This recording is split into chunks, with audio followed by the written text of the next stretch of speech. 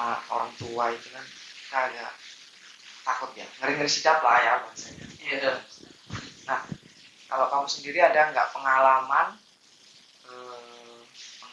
bahwasanya kejadian atau pengalaman apa yang menyebabkan kamu ini nih aku udah nggak berani lagi sama orang tua gitu, ada nggak? Sangat ada. Sangat ada. Ada. Apa itu teh? Ini. Jadi gue cerita dulu lah dari awal ini. Awalnya gue cerita di mana nih? Pokoknya intinya. Nah, kalau intinya selesai dong. Oh ya intinya. Kalau inti selesai. Inti selesai. Ya. Jadi gini cerita gue SMA. SMP deh. Gue SMP tuh termasuk anak yang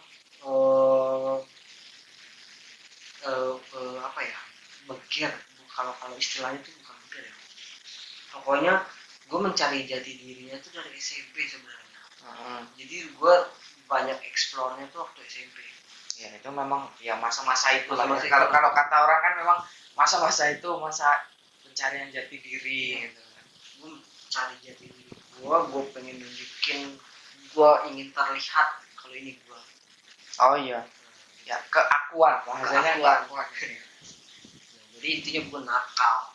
SMP. Mulai dari SMP itu nakalnya udah ya tawuran yang wajar lah. Kalau tawuran itu udah yang standar lah, standar SNI. Tawuran standar SNI. Standar SNI. Tawuran, rokok, standar SNI segala macam. Mabok. Sudah masuk ke hal-hal kayak gitu. Mabok. Gue mulai mabok SMP kelas 2 mungkin ada yang lebih kali SD kalau udah, tapi gue bener-bener yang gue ngerasa gue butuh mabok. Gitu. Itu SMP kelas 2. Kalau itu lebih ke ikut teman lingkungan ya, lingkungan atau memang kamu sendiri? Pertama karena faktor diri gue yang mencari pengen keakuan itu. Oh, oke, didasari dari situ ya. Kedua faktor lingkungan, teman-teman ya, teman-teman yang memang ada yang seperti itu juga. punya apa namanya, punya rasa ingin keakuan juga gitu, dan satu frekuensi sama gue. Dan banyak temen gue itu. Teman sekolah kalau ini. Teman sekolah itu. Jadi ya udah, karena banyak satu frekuensi anak-anak yang sama-sama pengen nih gue nih ada nih di sini. Nih gue nih. Ya inilah. Jadi udah kita melakukan hal apapun itu bareng-bareng. Mulai dari kita coba minum, kita coba obat-obatan pada saat itu.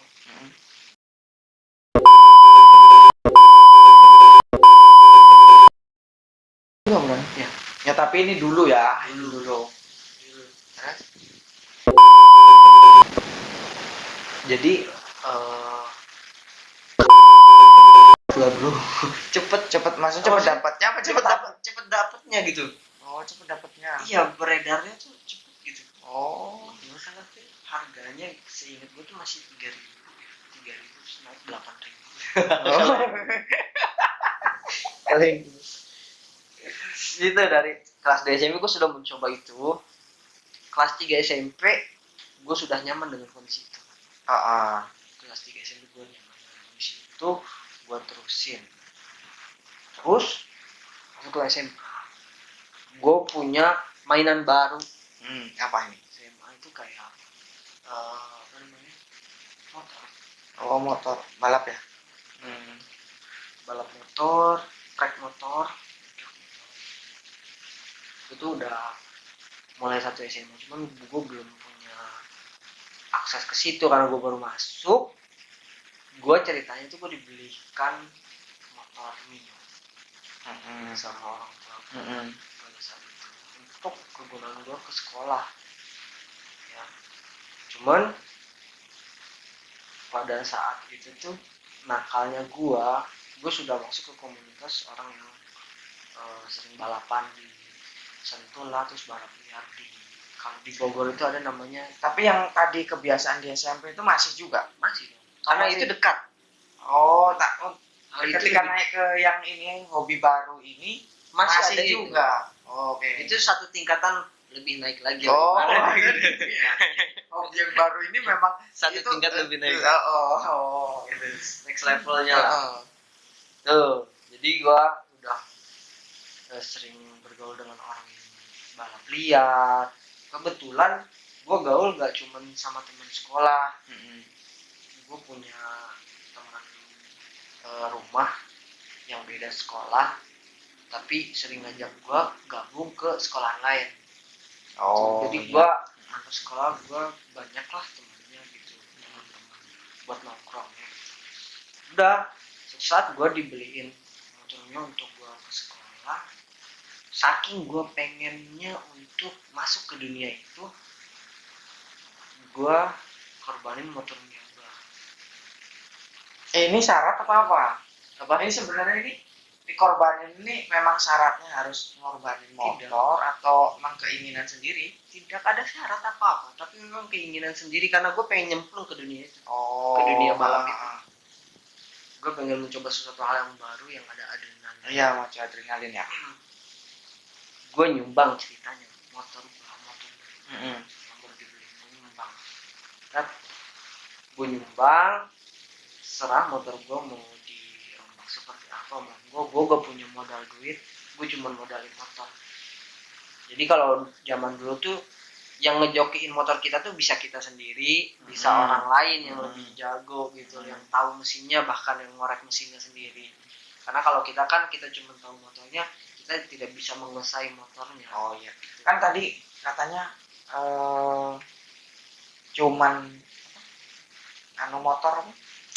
Ngasih nyumbang motor. Ada yang nyumbangnya lain berarti maksudnya, atau kalau duitnya itu duit untuk kan kalau balap ini kan patungan balap liar ya. Oh, patungan. Berarti kayak misalkan apa ya bahasanya, anggap aja tim ya. tim mekanik Tim. satu ini. Terus itu berarti sumbangan, taruhannya berapa gitu. Kemudian nanti motornya pakai motormu. Yang ngendarain siapa lah, yang dipercaya ya. Oh, gitu. Yang mekaniknya siapa? Yang masing-masing ya. Yang duitnya siapa? Yang duitnya kata patungan. Bisa patungan, bisa. Oh, bisa orang sendiri. Oh. Biasanya tuh yang supply. Anu ya. Jadi dia tuh ini gue bukan ngomongin. Kebetulan temen gue pada saat dia punya duit banyak, dia pengen muterin duitnya untuk lebih lagi, jadi ya ke kita gitu, mungkin dia percaya gitu kan, ini motornya bagus nih gitu kan, jokinya juga oke gitu kan, Ya. udah mau nggak lawan ini, dijodohin, jadi dia makelar juga sebenarnya, mau nggak lawan tim ini gitu lah, tim ini 10 juta gitu. Dah gue nyumbang ininya deh gitu. Itu SMA ya? Udah Itu segitu ya mainannya. Itu gambling tuh, ibarat kalau dia tuh 10 juta tuh bener-bener gambling. Kalau kita kan modal motor, Ya. dia modal mekanik, modal mesin, ya kan. Kalau siapa juga modal nyali nyawa ya sih, bahaya juga gitu. Jadi 10 juta tuh sebenarnya ya nggak ada apa-apanya sih. Oh gitu ya. Ya sebenarnya sama ya. Ketika saling supply itu sebenarnya ininya sama ya. Kalau udah kalau kita mau kita juga baca juga sebelumnya si tim ini tuh dia seperti apa sih mesinnya, speknya seperti apa sih, dia pakai apa sih, kita baca dulu. Biasanya itu yang buat itu nggak sama ya, misalkan motor merek ini sama merek ini gitu, diadu nggak harus gitu. Oh terus motor yang penting dia kan bisa nggak imbang dong. Motor matic. Oh yang penting matic. Kalau matic sama matic. Terus kalau apa namanya moge sama moge. Kalau motor bebek sama bebek. Terserah settingannya, monggo silakan. Oh begitu. Yo. Dah tuh Udah berjalan seiring berjalannya waktu, menang segala macam, menang kalah ya pasti kita sering ngalamin lah gitu kan. Tapi kalau menang ya kita foya-foya, kita bagi-bagi gitu kan sama teman-teman semua, kita bagi hasil lah gitu. Udah nyaman gua, makin nyaman ceritanya. Berarti sampai berapa tahun tuh? Sama kelas berapa tuh? Kan tadi kelas 1 kan? Iya, dari kelas 1 sampai kelas 2. Oh, sampai kelas 2. Sampai kelas 2 gua nyaman. Obat-obatan udah enggak. Itu kok bisa berhenti? Kenapa? Enggak kecanduan. Oh, enggak, jadi cuman Obat-obatan juga bukan apa sih. Masuk ke apa sih gue nggak ngerti dah. Ya, pokoknya buat mabok lah ya kita juga, saya juga nggak tahu. Gitu deh, buat gini Ya juga. lah ya, gitu aja ya. Gue masih. Oh, Jadi sama. ceritanya waktu seiring berjalannya waktu tuh gue balapan gitu kan. Jokinya tuh kebetulan waktu itu tuh dapat kerjaan kalau nggak salah ya. Jokinya dapat kerjaan. Gue nyoba gantiin karena memang mendesak. Oh iya. Gue nyoba gantiin karena memang mendesak gitu, gak ada joki gitu. Gue juga udah sering nongkrong di situ, gue tahu speknya, gue tahu cara seperti apa nge-handle motor ini. Ya, itu gue memberanikan diri. Otomatis kalau bagi hasil gue 2 dong. Pertama gue bagi hasil joki sama motor. gitu. Gue lebih banyak. Iya betul. Gitu. Udah, tanpa pikir panjang, udah gue coba itu. Pertama kali gue nyoba balap itu, wah gue gak bisa kontrol. Adrenalin gue bener-bener. Gue belum mati. Enggak, ini maksudnya si joki itu juga kalau mau main, gue gak tahu dia sih sering make. Tapi nggak tahu kalau pas main dia make apa enggak, gue nggak tahu. Gitu. Tapi intinya dia sering make. Tapi itu gue baru pertama kali ngerasain bawa motor sekencang itu, yang di luar dari ekspektasi kita. Ternyata limit kita jauh lagi, motornya itu masih push the limit lagi gitu. Wah, nyali kita kan, wah adrenalin gue kalah di situ. Gue baru dikasih tahu sama mekaniknya, lu belum bisa, dia bilang.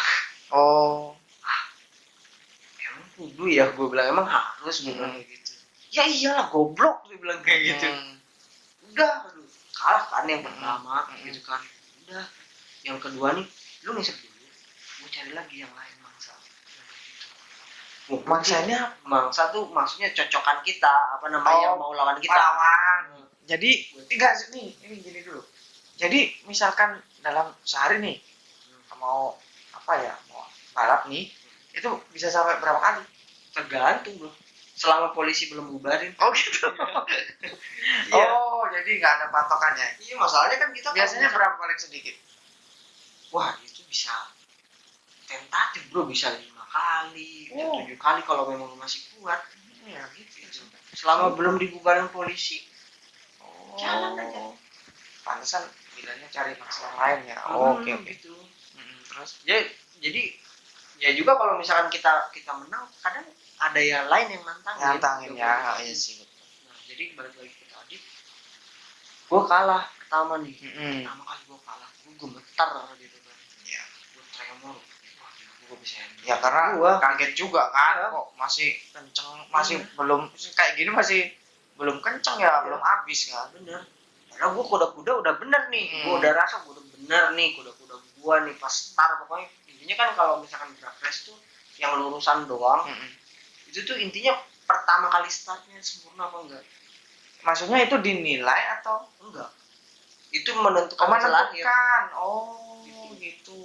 Jadi lu bener apa enggak gitu startnya, entah lu spin kah atau lu salah duduk kah, itu pengaruh nanti. Karena yang perhitungan kita tuh kecepatan, aerodinamis gitu. Kalau yang motornya gigi, yang bebek atau yang gigi itu kecepatan ngoper gigi. Rasionya. Nah, kalau gua kan magic. Jadi yang kedua dicari lagi, lu yang penting lu ngisep dulu katanya. Udah isep, teman gue yang Cina nyari lagi ada. Gua ngisep, geber tuh motor sampai habis gasnya. Itu gas kan kalau mau orang-orang yang tahu itu gas tuh udah pakai gas spontan, dimana gas spontan tuh gasnya tuh cuma pendek udah mentok, cuman pendek aja udah mentok, tapi itu berkali-kali lipat lebih tinggi gitu. RPM-nya dari gas yang biasa. Nah, lu gas itu gas udah mentok. Sebelumnya gua gak berani mentokin gas. Jadi gua gak berani. Men, gak kerasa. Iya. Gak kerasa. Melesat jauh tuh kayak pelan aja, kayak santai. Gitu. Melesat tuh motor udah, kita tuh udah gini bro, udah apa namanya, udah pakai helm, tapi helm yang half face doang. Ya kan, tapi nggak ada kaca. Gitu kan. Kacanya nggak ada ya? Ada. Oke. Segimanapun harus aerodinamis lah. Jadi udah kayak gimana lah mukanya, tapi tetap aja aku gak sama sekali gak ngerasain apa-apa. Tenang. Tenang di situ. Balik teriakin sama temen-temen, makin tenang gitu kan, perasaan makin makin asik. Udah lagi tinggi nih masalahnya, gue nih lagi di posisi lagi enak banget nih, kena banget nih. Teriakin sama temen-temen, wah nih seneng, wah makin asik, makin nyaman. Terus? Nah, intinya gue jalanin kehidupan itu dari kelas 1 sampai kelas 2 SMA. Pada saat itu gue jalanin nyaman. Gue kelewat batasnya, gue jarang balik. Berarti selama ini nggak tahu dong itu orang tua. Prinsip gue. Berarti gimana nyimpennya?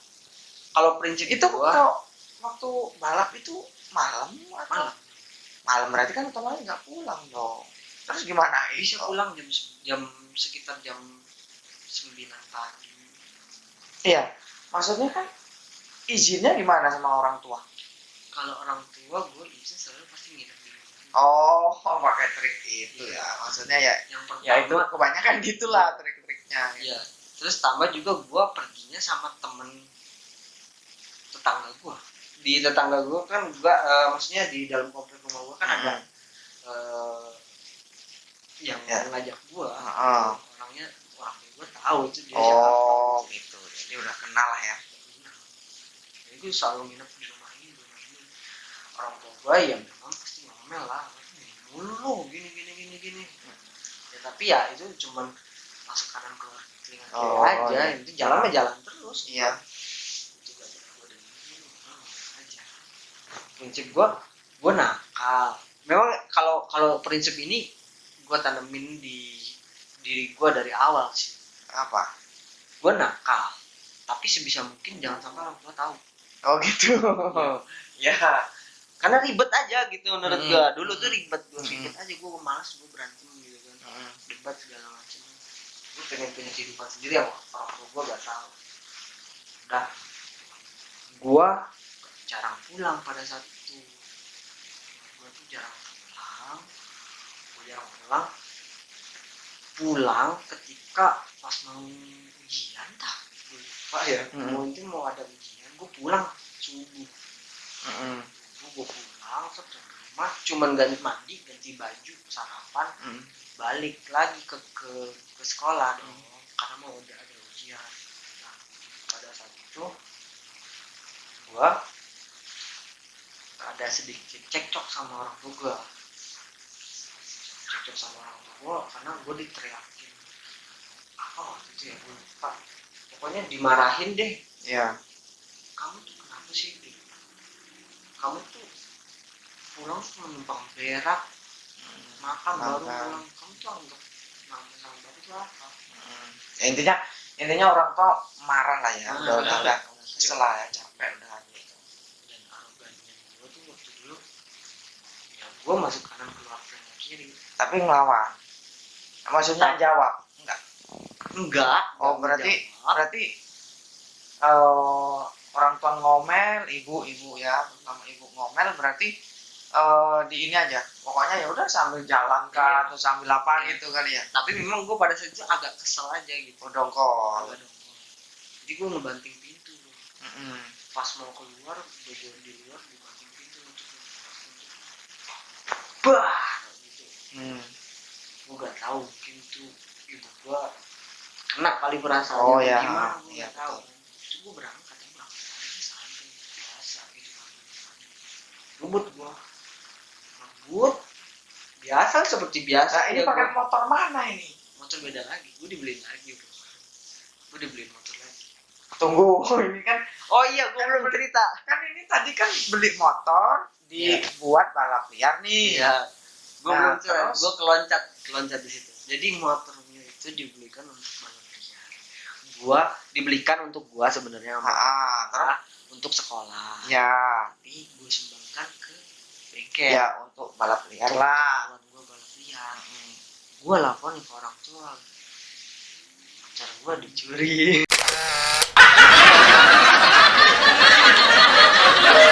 Oh. Gitu. Oh, pantesan. Ya, lanjut. Jadi dibeliin lagi lah ya. Lagi gitu kan. Dibelikan lagi lah. Mungkin itu yang kayak mas ya.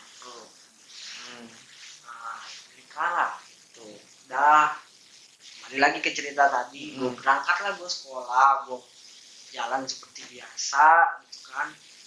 Tiba di tikungan Cipayung kalau Megamendung kalau tahu ya, agak lurusan terus ada belok kanan sebelum Cibogo, sebelum pom bensin Cibogo kalau dari puncak. Ya mungkin ini teman-teman yang di puncak tahu. Terus Gitu kan dari masjid Megamendung lurus sampai tikungan gini kan ada tebing tinggi itu tuh hotel apa sih gue lupa, pokoknya itu resort apa lah. berarti nggak kelihatan lah ya. Nggak kelihatan. Oh. Intinya tikungan tapi nggak kelihatan karena ada tebing. Selama lurusan itu sepi, lancar aja gitu. Maksudnya ada mobil cuman nggak macet. Gue ngebut, pas gue belok gini, ternyata mobil berhenti. Ini yang Pas sama jalur sama kamu apa, ada apa? Yang sejalurnya ada apa? Mobil macet. Oh, mobil macet. Nih macet. Pas gue belok begini tuh gue ngeliat mobil macet panjang. Oh, mobil macet panjang. Oh, tapi gitu. yang sebelum tikungan kosong. Jadi Gue hitam lah ya. Gue pikir gak bakal ada mobil macet. Hantem ngebut tak gini, udah posisi miring nih. Bingung gue. Wajib. Ini mau ngapain nih? Gitu kan, mau ngapain nih? Cuma jalan satu-satunya cuma lepasin motor. Gua mencoba untuk kalau pergi ke sini gua akan terpelanting ke ruko atau ke sungai karena di situ ada sungai. Ada sungai ke bawah. Ini kalau gini aja, ini kalau buang ke mana, ke kiri Ke atau kiri. mana? Kalau ke kiri jatuhnya ke ruko atau ke Ruko, sungai. gitu. Kalau ke kanan otomatis kendaraan depan dong ya. Itu lebih resiko. Nah, Ternyata gue nggak sempat untuk membuang badan ke kiri. Oke. Jadi gue udah keburu belok gini, gue ngerem depan, slip motor gue udah gak punya traksi sama sekali untuk ngebalik badan gue atau ngebalikin arah motor gue. Jadi udah belok gini lurus aja. Ke depan, motor gue masuk ke kolong. Kebetulan di depan itu mobil bak, mobil sayur. L300 bukan? Mobil L300 tapi bak mobil bak L300 tapi lagi ngikut sayur. Masuk. Bah. Gue di atasnya dong. Iya. Pelantik. Tek, nabrak dulu pertama tuh nabrak si dak yang di belakang. Sini bedek nabrak. Nah, baru gue keplanting lagi nabrak si ini kepala si mobilnya itu. Nabrak. Tek. Baru gue langsung ke arah berlawanan. Di situ udah gue gak sadar sih sebenarnya pas udah begini tuh udah nggak sadar. Udah nggak sadar ya. Udah nggak sadar. Soalnya gue pakai helm full face pada saat itu. Jadi kata orang yang nolong gue pada saat itu, gue dibuka Helmnya. dibuka, itu udah beda tahan gitu. Beneran tuh udah lah, gue koma berapa hari gitu, gue dibawa ke rumah sakit, gue koma berapa hari, gue sekitar 3 harian ya, 3 harian. Yang gue inget pada saat gue bangun, emak gue lagi nangis. Gue cuma bisa buka mata, gue liat emak gue nangis, gitu kan. Gue kiri nggak ada siapa-siapa, cuman apa namanya udah buram lagi, gue istirahat lagi gitu, karena ngangkat mata aja berat itu, nggak tahu gue bius kali ya apa gimana mungkin itu, ngangkat matanya udah berat. Di situ nangis, ya gue dengar segala macam. Selama di terbaring itu udah sadar ya dari koma itu udah sadar, cuman gue belum bisa gimana gitu ekspresi orang-orang, belum bisa ngomong gitu. Selama gue denger emak gue nangis, ini gue tuh kayak perih gitu. Gue gak tahu itu karena memang efek gue tabrakan atau gimana, cuman kayaknya ada yang gitu ngenes aja nangis gitu. Gue denger lagi emak gue nangis gitu, kayak bikin gue aja sampai merinding lagi. Sampai merinding dia. Kayak gue ngapain apa. Dari situlah titik awal dimana gue berubah. Gue berusaha merubah hidup gue 180 derajat, karena perasaan itu gak bisa gue ekspresikan sekarang. Itu rasanya lebih perih. Sakit banget lah ya. Sakit banget lihat ibu kayak gitu ya. Iya, gitu. Gue kayak ngerasa gue nyakitin dia banget. Itu gak bisa diekspresiin. Sampai gue pengen nangis sebenarnya, cuman nah terus kalau ininya, kalau apa namanya, kan titik baliknya karena kejadian itu ya. Kemudian untuk selanjutnya itu gimana? Selanjutnya tuh lucu sih. Itu di semua apa namanya kebusukan gue yang selama ini gue tutup. Selama ini gue tutup dengan prinsip kayak motor ya, kayak motor itu tadi udah ini kan. Itu gokil sih. Motor sudah baru buat apa, balap liar, kemudian beliin lagi gitu. Ngomongnya dicolong. Itu berarti tapi jangan dicontoh. Kalau kayak gitu. Jangan dicontoh. Terus dia udah titik balik gue di situ. Dan kejadian lucunya tuh apa? Gue lagi terbaring. Itu anu nggak? Ini kan di sini kayak sayap ya maksudnya, perih kan? Iya. Itu kamu berarti itu ingat kejadian yang sangat itu. Karena itu gue ngerasa sakit banget. Jadi gue ngerasa sakit bangetnya itu mungkin bukan karena orang tua yang lagi nangisin gue, tapi karena gue inget kelakuan gue.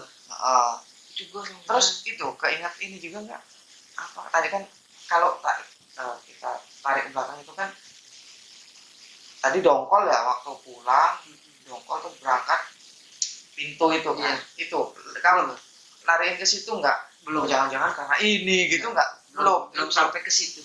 Belum sampai ke situ. Pada saat itu gue cuma ngerasa tangisan emak gue ini gak worth it dengan apa yang gue lakukan. Kebusukan yang gue lakukan di belakang. Ibu ngomong gini, bentar nih joki apa nih? Iya bu, itu sih, ini kan nyumbang motor bu, motor Mio, balapan. Hebat bu sih, cuma menang mulu kalau balapan. Bapak gua diem sejenak, hening. Pada saat itu berapa detik tuh hening. Gua langsung tidak ada lagi.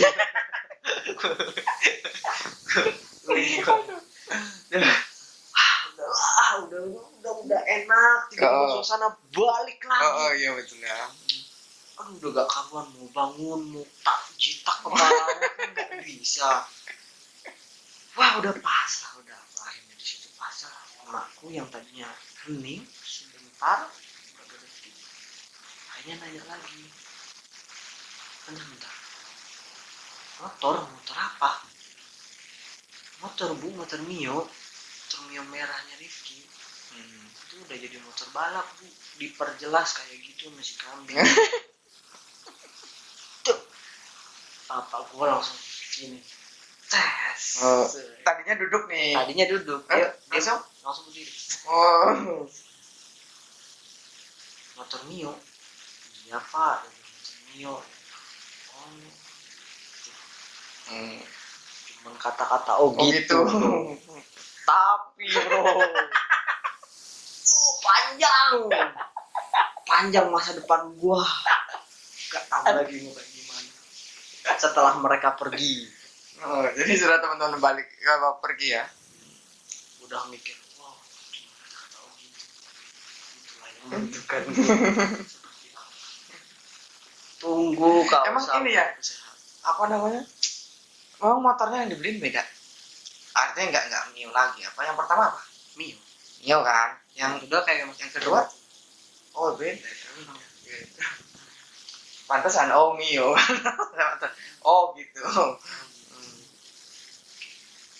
Tibalah mereka, bapakku nggak bisa marahin orang, aku belum bisa menjelaskan kan. Udahlah recovery, itu udah beda suasananya bro. Dari situ tuh sampai jadi ceritanya aku tuh dari rumah sakit akan dibawa ke tempat recovery tulang. Nggak ada yang patah. Udah dari situ nggak lama, besoknya lulusanya tuh aku dibawa ke tempat tulang. Intinya aku recovery di sana sampai aku sembuh, sampai aku bisa berdiri, bisa jalan dengan normal gitu kan. Karena bahu kan agak miring. Tapi sebenarnya sampai sekarang juga agak miring kalau orang yang merhatiin telak-telak ya. Miring bahu tuh gak simetris. Udah pokoknya sampai saya sembuh, gua sembuh. Udah didudukin lah. Ini berarti pokoknya udah sembuh lah ya. Iya. Ketika gua disuruh duduk, gua yang nangis. Sebelum mereka ngomong, gua malah nangis. Gua malah nangis, gua minta ampun. Semoga cuma minta maaf lah, gua minta maaf atas apa yang gua udah lakuin, atas kesalahan gua, kurang ajarnya gua segala macam. Emak gua gak nangis, bapak gua nangis. Bingung ya aku jadinya. Kok kebalik ya? Iya, mungkin emak gua karena udah terlalu capek nangis.